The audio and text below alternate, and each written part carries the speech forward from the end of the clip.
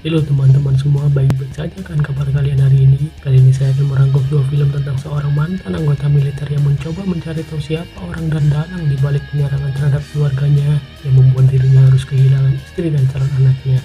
Tanpa perlu banyak bacot di awal, langsung saja inilah dia, Without Remorse.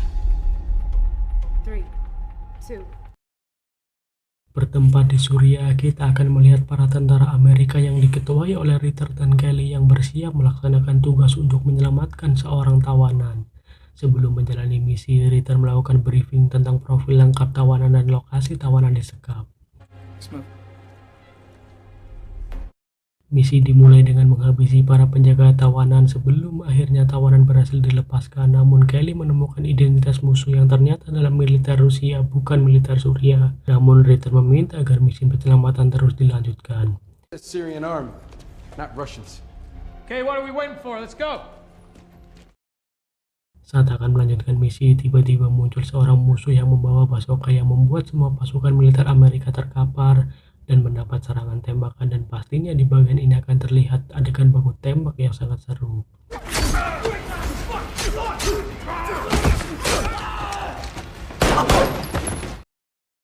Helikopter jemputan tiba dan para militer Amerika langsung masuk, dan saat bersamaan Ritter langsung dicecar mengenai adanya militer Rusia di dalam misi kali ini. Namun Ritter hanya mengatakan inilah sebuah resiko dari pekerjaan tanpa memperdulikan apa yang akan terjadi setelah ini.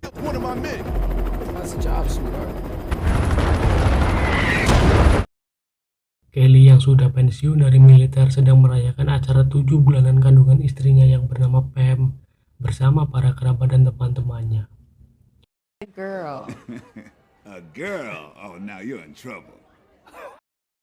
Beralih di Kecamatan Charlotte, ada Webb yang seorang mantan militer sedang sarapan pagi bersama keluarganya, namun saat akan membuang sampah tiba-tiba muncul mobil yang langsung menabraknya.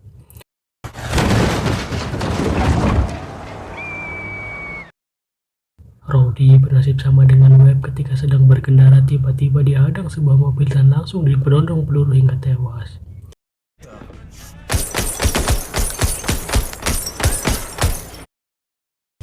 Kembali ke Kelly yang malam itu sedang ngobrol dengan calon bayinya. Kelly yang sangean meminta jatah pada istrinya, namun ditolak oleh sang istri karena harus tidur yang cukup dan tidak boleh capek. Really need to go to sleep tonight. No, I know. You can go. No. It's gonna be cool. Kelly yang tidur di ruang tamu, tiba-tiba rumahnya dibobol oleh gerombolan orang yang tak dikenal lalu memasuki kamar istrinya dan menembaknya hingga tewas.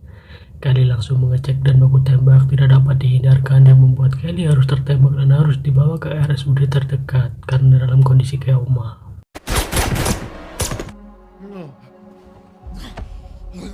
No. Kejadian naas yang menimpa 3 anggota mantan militer membuat Departemen Pertahanan dan CIA yang dikuasai oleh Ritter langsung mengadakan rapat darurat dan berusaha mencari tahu tentang siapa dalang dari kejadian ini dan mencari tahu motif apa yang mendasari serangan ini. Greer yang tidak puas dengan hasil rapat langsung meminta penjelasan pada Ritter tentang kebenaran kasus ini. And don't bullshit me, Ritter. Today is not the day for it. Kelly yang tersadar dari koma menanyakan tentang kondisi istri dan calon bayinya kepada Greer, dan Greer mengatakan jika keduanya tak selamat. Kelly yang murka langsung meminta satu nama orang yang telah melakukan hal ini pada keluarganya, namun Greer tak mengetahui siapa orangnya. Is a name. Give me a name. Ritter kembali melakukan pertemuan dengan Departemen Pertahanan dan memberikan nama serta foto para pelaku penyerangan dan menduga jika aksi serangan yang menimpa Kelly adalah karena sebuah aksi balas dendam. But Webb, Rowdy, and Kelly all seem to have been paid back. Ritter memberitai jika kejadian yang menimpa keluarga Kelly penyidikannya di stop karena sudah dianggap impas oleh negara agar tidak menimbulkan masalah yang lebih besar. She feels it's unnecessary to poke the bear any further. Greer menemui Kelly dan menceritakan tentang hasil pertemuan dengan Ritter lalu menunjukkan profil orang yang menyerang keluarganya dan seorang kepala intel yang bernama Andrei Vasiliev. Andrei Vasiliev, ex-FSB, he's the one who issued their passports. He'll know who the fourth man is. Kelly melakukan pengintaian dengan mendatangi tempat tinggal Vasiliev dengan berpura-pura sebagai orang yang sedang mabuk dan harus diusir oleh penjaga Vasiliev.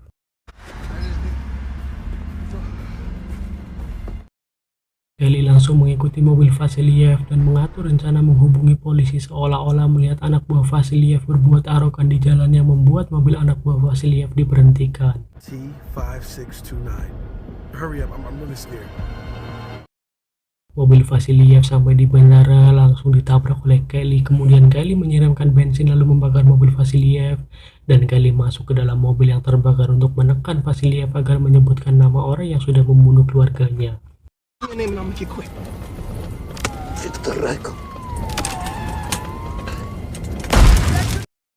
Kelly harus mendekam di penjara atas aksinya dan seorang sipir meminta Kelly untuk berbalik badan karena akan membawanya keluar. Kelly yang curiga bersiap-siap untuk fight dan benar saja para polisi langsung menyerang Kelly dan Kelly langsung menyerang semua polisi secara membabi buta lalu menyandera salah satu polisi. Kelly dibebaskan dan dijemput oleh seorang marshal Amerika yang bernama Kevin Townsend dan membawa Kelly ke markas pertahanan Amerika. Buddy, they're gonna write songs about all the shit you messed up. Kelly dimintai keterangan tentang info apa saja yang dia dapat dalam penyerangan terhadap Vasiliev dan Kelly menyebutkan nama yang diberikan Vasiliev yaitu Viktor Rykov. Viktor Rykov. Ritter menjelaskan profil Viktor Rykov dan menjelaskan kepada Kelly jika Viktor Rykov telah lama tewas, namun Kelly merasa jika Viktor masih hidup dan meminta untuk dilibatkan dalam operasi yang diadakan oleh CIA. I think he's perfectly suited. He goes too. Operasi dimulai dengan menyiapkan seluruh tim termasuk Kelly untuk berangkat menuju Rusia. Namun saat akan melakukan penerjunan, pesawat yang mereka tumpangi diserang oleh pasukan militer Rusia.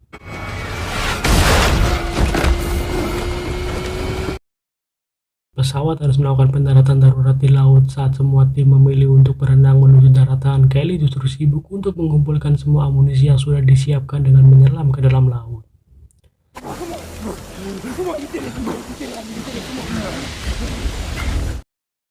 Keesokan hari, seluruh tim berada di markas rahasia. Kelly merasa jika serangan yang dilakukannya dulu sesuai prosedur dan aman-aman saja. Kelly mencurigai jika Ritter tak ikut dalam rombongan karena ingin membatalkan misi kali ini. So now he's the only asshole. The only one that wasn't on the plane. Ritter yang kepergok sedang bersama dua orang Rusia langsung ditekan oleh Kelly yang sudah dalam kondisi emosi untuk meminta Ritter jujur sebenarnya misi apa yang dijalankan.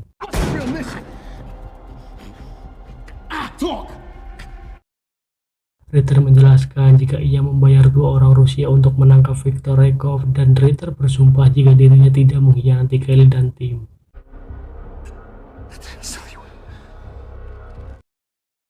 Seluruh tim termasuk Ritter langsung menuju kediaman Viktor Rykov untuk melakukan pengintaian sebelum melakukan aksi penyerangan. I'm just looking. Kelly yang sudah dalam dendam kesumat mengunci semua timnya dan berjalan sendiri untuk menemui Viktor. Saat bertemu justru Viktor mengatakan jika misi yang dijalankan oleh Kelly sebenarnya tidak ada dan orang-orang CIA hanya menginginkan Kelly dan seluruh pasukannya tewas dalam misi tersebut bersama Viktor. Those behind us in Washington are the only true patriots. Kelly dan pasukan mendapat serangan dari sniper yang membuat seorang dari mereka tertembak dan Kelly mengatur rencana untuk melumpuhkan sniper dengan melihat posisi sniper menggunakan pecahan kaca. Third floor, second window! Third floor, second window!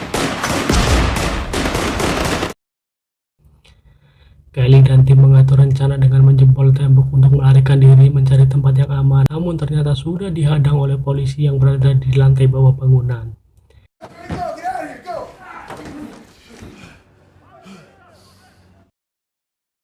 Kelly memiliki ide untuk menyerang para polisi untuk membukakan jalan keluar bagi rekan-rekannya pergi meninggalkan tempat tersebut yang disetujui oleh rekan-rekannya.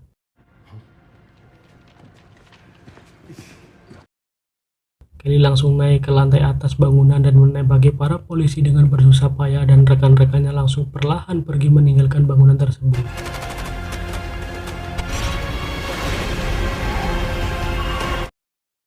Kelly memilih untuk melompat dari lantai atas untuk kabur dengan menyerang seorang polisi dan mengenakan seragam yang dipakai polisi tersebut untuk menyamar dan langsung meninggalkan tempat tersebut.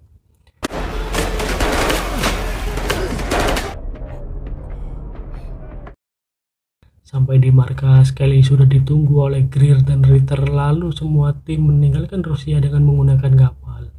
Ritter menyarankan agar Kelly berpura-pura telah tewas dalam serangan tersebut agar Kelly bisa mencari tahu lebih dalam tentang dalang dari kasus yang menimpa keluarganya.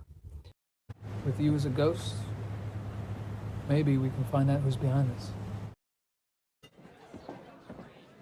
Kelly mendatangi atasannya dan menceritakan tentang kejadian yang terjadi dalam misi dan mengungkapkan jika CIA yang terlibat untuk memanaskan hubungan Amerika-Rusia. Namun karena atasan tidak bereaksi atas ceritanya, Kelly langsung mencekik atasannya hingga pingsan dan membawanya pergi. Said that just now.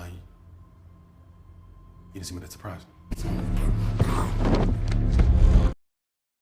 Kelly menginterogasi atasannya dan mengancam akan membunuh semua keluarganya jika tak jujur tentang tujuan dalam misi yang dijalani. Atasannya mengatakan jika dirinya sengaja mencari musuh yang besar yaitu Rusia hanya untuk membuat rakyat ketakutan dan akhirnya bersatu dengan mengorbankan para militernya untuk berperang.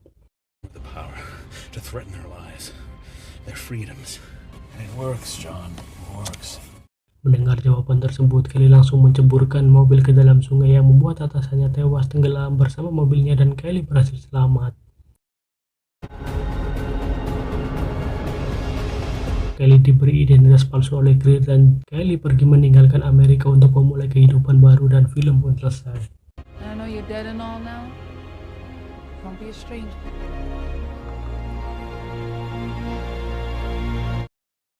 Awalnya saya sempat curiga dengan sosok Ritter karena terlihat acuh dengan resiko dalam kondisi perang di Suriah. Dan Ritter juga masuk ke dalam anggota CIA. Mungkin alasan ketua CIA tak memberitahu soal misi yaitu karena Ritter dan Kelly merupakan sahabat dari kecil. Yang ada kemungkinan Ritter akan memberitahu Kelly soal misi yang direncanakan oleh CIA.